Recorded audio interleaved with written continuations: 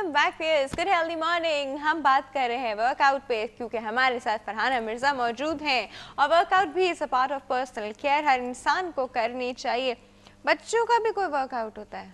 बिल्कुल होता है। बच्चों के लिए खुद ही सबसे अच्छा भागते दौड़ते वर्कआउट रहते ये हैं। होता है कि वो उनको स्कूल में इस तरह से एक्टिविटीज़ में डाला जाए। बहुत सारे ऐसे स्कूल्स हैं जिस पे फिजिकली एक्टिविटी पे बहुत ज़्यादा फोकस किया जाता है एंड वहाँ पे स्पोर्ट्स डे मनाए जाते हैं। इसके अलावा वहाँ पे डिफरेंट स्कूल के दरमियान कंपटीशंस वगैरह होते हैं और इसके अलावा कुछ लोग जो है, कुछ स्कूल्स जो हैं वो स्विमिंग वगैरह को भी काफ़ी प्रमोट करते हैं। तो ये बहुत अच्छी बात है। स्कूल्स वगैरह में बच्चों को इस तरह की एक्टिविटीज़ में ज़रूर डालना चाहिए और अगर उन स्कूल्स में नहीं इस तरह की फैसिलिटीज़ प्रोवाइड की जाती है तो बच्चों को शाम में कोई सा भी एक टाइम फिक्स इनका स्केड्यूल होना चाहिए, इनका पढ़ाई का, स्कूल का, होमवर्क का, और शाम में 1 घंटा जो है वो उनको ज़रूर ब्रेक देना चाहिए।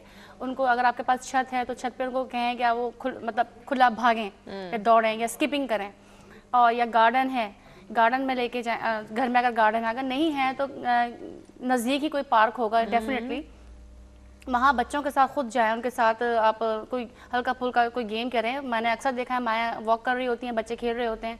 बहुत सबसे सेफ जगह भी वही है और बच्चे बड़े खुश होते हैं। सोशलाइजिंग भी हो जाती है, इनके फ्रेंड्स वगैरह भी होते हैं। तो फिजिकल एक्टिविटी तो वो हर एज में बहुत ज़रूरी है।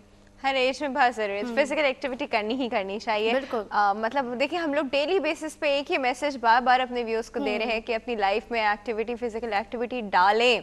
सारी जब बीमारियों की जड़ है ना वो राफी हमारा है। खाना, फजूल खाना और ये फिजिकल एक्टिविटी। बिल्कुल। अच्छा, खाने की टाइमिंग्स का थोड़ा सा बताइए कि खाने की राइट टाइमिंग्स क्या होती हैं? जब हम एक्सरसाइज करने लगते हैं तो फिर हम ऑटोमेटिकली अंदर से कुछ खाने के लिए भी आता है ना कि खाना कंट्रोल करें। सबसे पहले मैं आपको बताऊं, जहाँ पे आप वर्कआउट करने जाते हैं तो वहाँ पे अपने बैग में ना एक वाटर बॉटल साथ रख के लेके जाओ और साथ में एक एप्पल लेके चले जाओ, ठीक है? ओके, आपने करना ये है, जब आप एक्सरसाइज करने कहीं जाते हो या जिम में या किसी स्टूडियो में या आप घर पे कर रहे होते हो, तो आपका एक तो ये कि स्टमक बिल्कुल खाली होना चाहिए। एटलीस्ट 2 घंटे पहले आपने स्टॉप ईटिंग एवरीथिंग, ठीक है? पानी आप पियो, लेकिन इसके अलावा आपने एक्स्ट्रा कोई चीज़ नहीं लेनी है। कोशिश करें आपका स्टमक जितना खाली होगा उतना अच्छा, आपकी जल्दी अच्छी कैलोरीज बर्न होंगी। और जब आप एक्सरसाइज करते हो तो उसमें ये होता है, जब आपके कैलोरीज वगैरह बर्न होते हैं तो आपको थोड़ी देर के बाद अगर आप फील करो, ज़रूरी नहीं आप फील करो, अगर ऐसा हो कि आपको महसूस हो कि मुझे कुछ भूख लग रही है तो आपने फॉर इंस्टेंस जो है ना, आपने वो ले लेनी है, कुछ एप्पल फ़ौरन ले लेना चाहिए। तो उससे क्या होता है, आपकी फ़ौरन फीलिंग हो जाती है, स्टारवेशन जो होती है वो ख़त्म हो जाती है, फ़ौरन आपको एनर्जी मिलती है। ठीक है। कुछ लोग मैंने देखा है कि एक्सरसाइज की और फ़ौरन जाकर के चॉकलेट खा ली तो फिर फ़ायदा नहीं ना, इसलिए कि चॉकलेट आपको एकदम इंस्टेंट एनर्जी देती है। और जो भी आपके फ्रिज में पड़ा होगा आप बगैर सोचे समझे इसको ले लेते हैं। बस भूख के वक्त में तो हम लोग फिर ऐसे ही हो जाते हैं, कुछ भी सामने जो भी चीज़ पड़ी होगी आप खा लोगे। आपके पास बिरयानी पड़ी होगी, कुछ भी पड़ा होगा आप गरम करोगे, खा लोगे। अच्छा, फिर वो चीज़ें, वो स्नैक्स बताएं, अच्छे हेल्दी स्नैक्स बताएं हमें, क्या खाना चाहिए? सबसे पहली बात तो यही कि आप अगर आपने कहीं आप बाहर डिनर वगैरह पे जा रहे हैं, शादी वगैरह में जा रहे हैं, तो मैं अपने क्लाइंट्स को यही कहती हूँ कि आपने जो है वो सैलेड का ज़्यादा से ज़्यादा इस्तेमाल लेना है। वहाँ पर रोटी, चावल, तो सैलेड भी इतनी ड्रेसिंग होती है ना, मैं उधर ही की तरफ आ रही हूँ। इस तरह के सैलेड घर में बनाएं और स्पेशली जब बाहर से पिक करते हैं तो वो भी हो जो जिसमें ग्रीन लीव्स और का इस्तेमाल ज़्यादा हो, जिसमें मायोनीज वगैरह जो ड्रेसिंग एक्स्ट्रा ऑर्डिनरी होती है वो ना लें। इससे अच्छा अगर आप घर में भी बना रहे हैं तो उसमें नींबू वगैरह छिड़क दें और इस तरह से कर दें। दूसरी बात ये कि ऑलिव्स का इस्तेमाल करें, ऑलिव ऑयल का इस्तेमाल करना इंस्टेड ऑफ ये आपके जो मायोनीज वगैरह है इससे। और दूसरी बात ये है कि आपने जो है वो स्नैक्स में इस तरह से लेना है कि आपने कोई ब्राउन ब्रेड का कोई सा भी आपने सैंडविच बना लेना है, ठीक है, जिसमें आपने टमाटर, खीरा और इस तरह के आप बॉइल्ड चिकन या कोई फिश भी डाल सकते हैं और अंडा का भी बना सकते हैं। डिफरेंट स्टाइल से आप डिफरेंट चीज़ें बनाएं, बड़ी इंटरेस्टिंग बनती हैं। और एक तरह की डाइट मत लें, इसमें वेरिएशन लेकर आए ताकि आपको मज़ा आए, ठीक है? और इसके अलावा आप सूप पी सकते हैं। इसके अलावा आप ग्रीन टी तो आपने लेनी ही है, दिन में 3 दफ़ा तो आप ले लें तो सेफ़ है। अगर आप समझते हैं कि आपने बहुत ज़्यादा एक्स्ट्राऑर्डिनरी कुछ हट के चीज़ खा ली है तो आप ग्रीन टी लेना तो वो सेफ साइड, ग्रीन टी ले लें।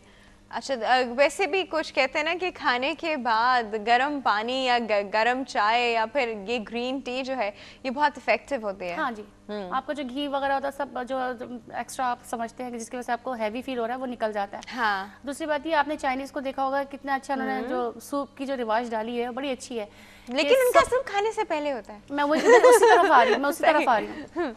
बड़ा अच्छा एपिटाइजर है, वेरी नाइस। उसमें होता है कि आपने क्या करना है, एज एपिटाइजर उसको लेना है। जैसे सूप आपने किसी भी चीज़ का ले लिया, आपको बहुत जल्दी एनर्जी देता है, फिलिंग कर देता है। आपको फिर आप वैसे खाना ही कम खाते हैं। हाँ, इसकी आपकी फीलिंग हो जाती है और साथ ही साथ आपका खाना भी जो है वो आपकी जो होती है स्टार्वेशन वो कम हो जाती है। सही। अच्छा, हमारे पास एक कॉल मौजूद है जी, अटेंड करते हैं। अस्सलाम वालेकुम। हेलो अस्सलाम वालेकुम। Good healthy morning. कौन बात कर रहा है? जी मैं समर बोल रही हूँ फैसलाबाद से। जी सबा, आप कैसी हैं? Summer summer summer. समर, जी आप कैसी जी हैं? जी ठीक हूँ, आप ठीक है? हाँ जी, बिल्कुल ठीक ठाक हूँ। क्या जी कहना मैंने चाहिए? पूछना था कि ना मेरा वेट 90 केजी है जी, और 3 सिजेरियन हुए मेरे, अच्छा अच्छा, तो अब ठीक है। कैसे इसको कम किया जा सकता है? आपकी हाइट कितनी है? मेरी 5 और 1.5 इंच। 5 foot 1.5 inch. जी अच्छा ठीक है। और 5 आपकी, हाँ 5 समझ लें। हाँ 5'2" के करीब समझ लीजिए। और आपकी एज कितनी है? जी 30 ईयर्स। 30 इयर्स में आपके 3 सिजेरियंस भी हो गए? जी जी अच्छा जी, ठीक है।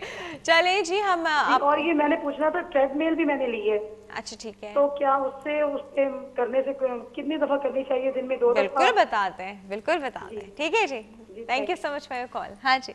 चूँकि इनका वेट बहुत ज़्यादा है, ठीक है, और उसके हाइट के हिसाब से, ठीक है, हाइट एंड एज के हिसाब से इनके वेट बहुत ज़्यादा है। एज तो खैर बाद में आती है, हाइट पहले आती है।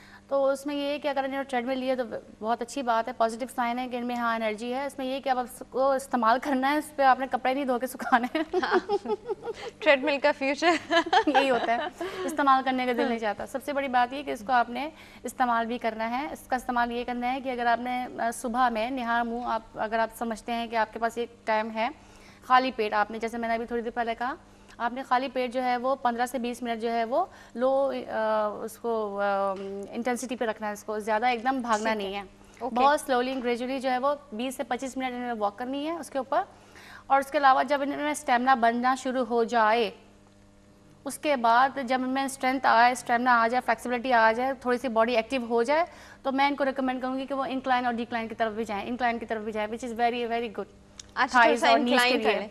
सही, बहुत अच्छी चीज़ है। और दूसरी बात ये है, उसमें इतने लेवल के इंक्लाइन होता है, 1 to 2 incline is more than बिल्कुल इनफ। बिल्कुल, वो भी मैं उसी का भी मैं बता रही हूँ। जिस तरह से आपने वॉक पे आहिस्ता आहिस्ता अपनी ट्रेडमिल की स्पीड को बढ़ाना है, उसी तरीके से आपने अपनी इंक्लाइन की स्पीड को भी बढ़ाना है, स्लोली स्लोली, आहिस्ता आहिस्ता आहिस्ता आहिस्ता, ठीक है। जब आप समझते हैं कि आप में इतना स्टेमिना है कि आप इस लेवल तक जा, इतनी हाइट तक जा सकते हैं, इशू है वो इंक्लाइन ना करें बिल्कुल भी।